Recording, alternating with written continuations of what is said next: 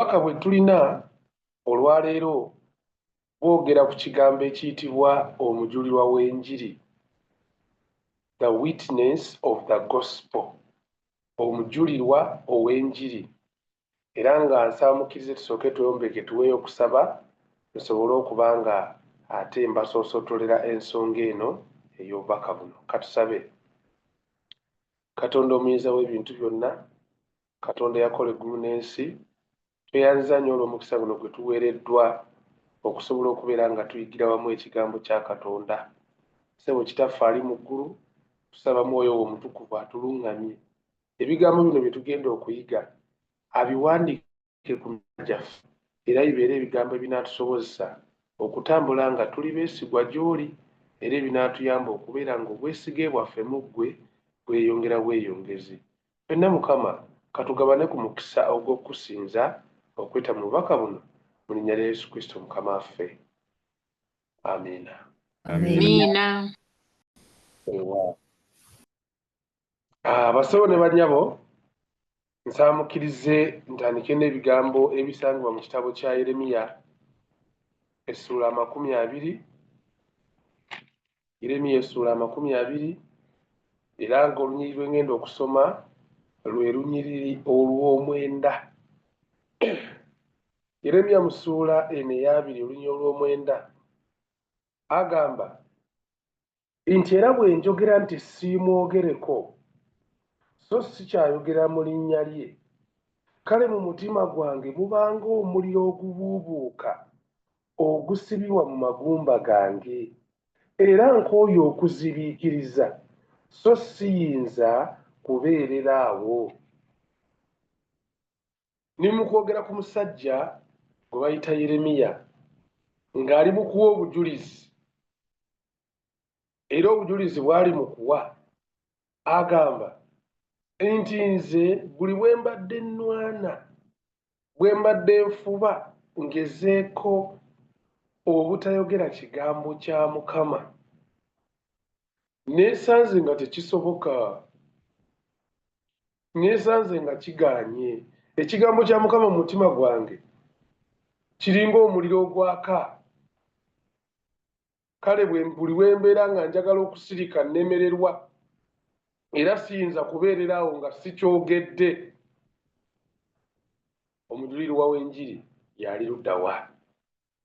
Yeremiya atugirayo ekifaananyi eky'omujulirwa ow'enjiri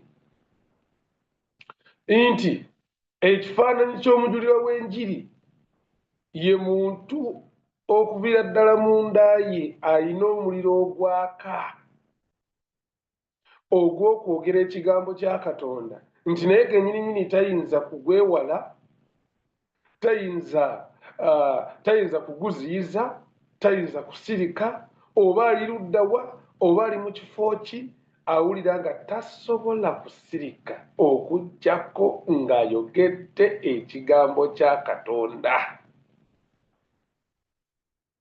Basebo ne bannyabo, ekinjogeza bino njogera bino kubanga tuli mu kiseera nga amagezi weewaawo geeyongedde, naye ate ebyekwaso eby'okubuulira enjiri nabyo byeyongedde. Waliwo abatugamba nti nze ekifo kye ndimu ndi mu basajja Abayisiraamu. Abayisiraamu tebatendekeka. Kizibu nnyo okubuulira enjiri Abayisiraamu. Era ku makya ga leero we bukya ngenda kukwata kkubo ngendako eyo Masaka kulambula ku kanisa gye twatandika mu 2022 awo. Kanisa twagitandika mu kitundu ky'Abayisiraamu bangi, paka twakola effort twafunayo emyoyo 14 egyatandika ekkanisa, naye bwe twatuuka oviirayo nga Mukama atuyambye abantu bali 48 naye nga kifo ky'Abayisiraamu. Amiina nnyo. Nti eyo tekisoboka, omulimu gw'enjiri eyo tegusoboka, abantu baayo bakalubu nnyo, Abayisiraamu tebatembekeka, Abakatuliki nabo bangi mu kifo kyekimu ekyo ekitundu eky'e Masaka ekitibwa Kitengeesa. Naye njagala kwebaza Katonda nti Katonda bw'aba akumyemu omuliro ku mutima gwo n'Omuyisiraamu tayinza kuguziyiza. Kabeera Omukatuliki tasobola kuziyiza kubanga mu baabatizibwa mwalimu abayisiraamu mwalimu abakatuliki. Kati eyo mission gye ngenda olambula y'ekitengeesa. Juzi twatandika mission mu university gye bayita Muteesa Royal University. Eyo yo era ye Masaka kubanga ye wali main campus. Ekitundu erina akayigira buyingizibwe nti mu campus. Neepulira eddoboozi nga linsendasende lya Mukama nti niye mu kifo kino tusobola okutandikamu omulimu. That was 2019. Era bwe abaana be nalinziza okulambula abasomera ku university kye nakola ne mbagamba bassebo baana baffe kati njagala tutandika okubuulira enjiri mu kifo kino. Muli baana bana naye njagala twekubiseemu. Etandika Bible studies ku lunaku lwa Monday, ne tubeera ne Bible study ku lunaku lwa Thursday, ne tubeera ne Bible study ne ku Saturday. Naye nga tukola kawungeezi ne tukamulangayo ku mubisi gwaffe ogw'eggomba ogw'embidde ne tuwa abaana abazze nga tubawerako ne chapati. Munnange Bible studies zatwala omwezi gumu n'ekitundu nga zibeerayo ku Monday, Thursday and even ku Saturday. Tugenda okuwunzika nga abaana 11 babatiziddwa abayizi ba university. Amina nnyo. Amina. Kati abaali batandise n'abaana Mukama tumwebaza nga bafuuse 16 kati ababatize. Okakanago gasseko n'abaagamba tetunnaba kubatizibwa naye tugenda tandika sinza nammwe. Abaana abamu ne bafuuka 23. Era kati eyitibwa Vine Paramedical yatandikira mu university kati gundi namba ekitundu ku kanisa y'aboluzungu ye Masaka. Naye ekibuno kyeki nti Yeremiya agambye nti ekigambo kya Mukama kyali mundaye nga siyinza kusirika. Kituufu ebyekwaso byaliwo baali bamaze otutegeeza nti ekitundu kye tulimu enjiri tebuulirikika wano. Naye Katonda bw'aba amaze okukuma omuliro mu mutima gwo ofuuka omujulirwa, omuntu yenna gw'atayinza kwewala, omuntu yenna gw'atayinza kuziyiza. Era basabo ne banyabo nsaba nga teeko wano ennyiriri 2 okwongera okunyweza ensonga eno eyongera okutegeerekeka. Ngenda kubikula Bayibuli mu kitabo ky'ebikola by'abatume Ssuula 1 olunyiriri olw'omunaana. Acts of Apostles chapter 1 verses 8. Wano Mukama waffe Yesu Kristo abaddayo mu ggulu, abayigirizwa baabo bagezaako okumubuuza akajujjuju w'ebibuuzo ng'azuukidde. N'ekimu ku bibuuzo bye baamubuuza baamugamba naye ssebo kati nga bw'osuukidde obwakabaka obw'omu ggulu ogenda kubutuwa ddi? Kubanga ffe obwakabaka twagala buyingira, twagala tubeere baminisita mu bwakabaka bwo. Okimanyi ensonga lwaki twakugoberera. Kati ddira ogenda otuwa obwakabaka. Ebigambo ebyo biri wano mu kitabo ky'ebikola by'abatume Ssuula 1 olunyiriri olw'omukaaga n'olw'omusanvu. Awo baakuŋŋaana ne bamubuuza nga bagamba nti Mukama waffe mu biro bino munookomezaawo obwakabaka eri Isirayiri? N'abagamba nti si kwammwe okumanya entuuko newankubadde ebiro kitaffe bye yateeka mu buyinza bwe ye, naye muliweebwa amaanyi Omwoyo Omutukuvu alimala okujja ku mmwe, nammwe munaabanga abajulirwa bange mu Yerusaalemi ne mu Buyudaaya bwonna ne mu Samaliya n'okutuusa ku nkomerero y'ensi. Neewuunya nti lwaki Yesu bw'aba ayogera ku mission, obuweereza bw'enjiri, ogenda okubuulira enjiri mu nsi yonna, ekigambo ky'akozesa bw'agamba mugende mubuulire enjiri agamba mugende mufuule amawanga gonna abayigirizwa. Naye ate wano ye bw'abanga agamba nti imwe abagenda temugenda nga abayigirizwa, mugenda nga abajulirwa. Agamba nti muliweebwa amaanyi era munaabanga abajulirwa bange. So bino ebyokugamba nti Yesu ajja ddi oba bye baali baliko abaga nti bimubizze ku bbali. Yesu alabika aludde, ebyo mubizze ku bbali. Bannange Yesu alidda ddi? Tusooke tubizze ku bbali. Agamba ekikulu ekisookera ddala mbayise okubeera abajulirwa bange, okusobola okujulira enjiri. Enjiri okusobola okutegeerekeka okusobola okuwulikika n'okwagalibwa n'okusembezebwa abantu ne bagikkiriza tuteekeddwa okubanga tuli bajulirwa baayo. Tovolaba abawa ekisuubizo nti mugenda kuweebwa amaanyi ag'omwoyo omutukuvu. Omwoyo omutukuvu anaabazze agenda kukuma munda mu mmwe mu mitima gyammwe omuliro. Omuliro guli nga gumaze okukwata munda muli nga tosobola kuziyiza kubuulira kigambo kya Katonda. Oba oli luddawa? Kituufu olina okuba nga olina boosi nga boosi ye muzibu tatembekeka. Naye omuliro ogw'omwoyo omutukuvu bwe gunaamala okusukula omutima gwo gugenda kuwa amaanyi osobole okujulira ekigambo kya Katonda awatali kuzikiza, awatali kusirika. Buno obujulizi ntera obwogera bw'abantu babiri.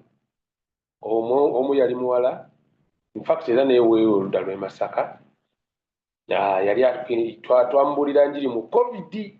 Omanyi COVID awo baatulemesa nnyo okubuulira enjiri yaffe n'ebidaala.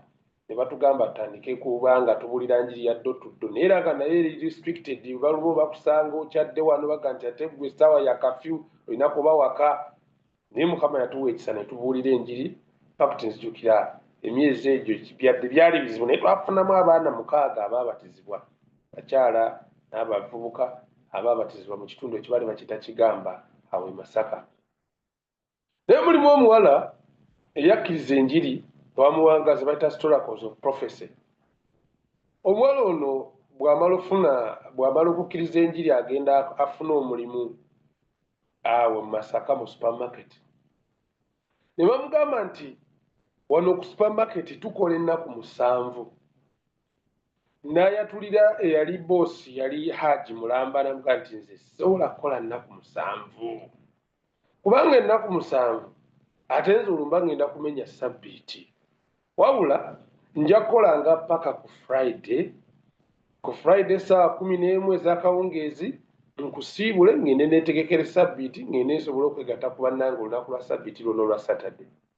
Aleeta ebiragiro bye naye ng'abireeta ku muntu Omuyisiraamu ye omusajja amanyi ekigambo kimu kubala ssente. Era enkeera waaliwo olunaku lwe yasooka okuziimuula ekiragiro ekyo nga amaze bategeeza olwo ate Haji amugambye nti kale katulabe naye ffe wano tewali kuwummula. Kayaji yalowooza omuwala ndowooza olw'akasente ajja kwerowoozaamu amala akyuse mu byayogedde. Naye munange Friday bwe yatuuka omuwala nga jjeri Haji wali ku kawunta nga muga nti nze ekisera kyange eky'okuddayo kituuse era kati nkwata kkubo kweyongerayo. Teyamugamba nti neeyongereyo, yamugamba kimu nkwata kkubo kweyongerayo. Omuwala ng'agenda. Bwe yajja ku kyaki ng'atugamba bannange mbadde eri naye nzaba munsabire nkyanzirayo ku Sande okukola. Wabula kye mbasaba mu nnyambe Mukama ansaasire Haji antegeere. Kubanga nze siyinza kwegaana mazima ge nakkiriza. Nina okubeera nga ndikyakulabirako ekyenjiri gye nzikiriza, ndi mukwasi wa Sabbiiti kuba nindirira Yesu okudda omulundi ogwokubiri. N'ebigambo byenyinza oba nga nandyongeddeko, naye olwakadde omwana muwala ne tumusabira essaala n'addayo ku Sande. Y'omu ku basooka nga bakedde ku kifo. Haji olwatuuka mu kifo ky'okumugoba yagamba bugambe, olaba naffe abasajja tulekawo olw'okuba nga tuli mu kunoonya ssente. Twesiba ku mirimu oluusi ne tusubwa n'eziswala gwe ng'atonda ewunyisizza. Naye kale oli museveniside nno naakulaba oli museveniside ddala genda mugenzi maaso. Kyendi mu kwogerako kyeki nti omuwala ono olw'omuliro gw'okwagala omuliro gw'enjiri ogwali gwaka mu mutima gwe ne Haji yali tayinza guziyiza era yamuleka bulesi n'agenda mu maaso n'okukola newankubadde nga yali asigadde mu seveniside omu Adventi. Bananga abooluganda, Amiina. Njagala kugamba ki nga nvunzika. Sitole ey'okubiri ndabanga akadde akandiddewo nandigyogedde kuba ate yo yankwata nnyo mu babiro. Omusajja yatuuka n'okusimba omuti gwe ewaka.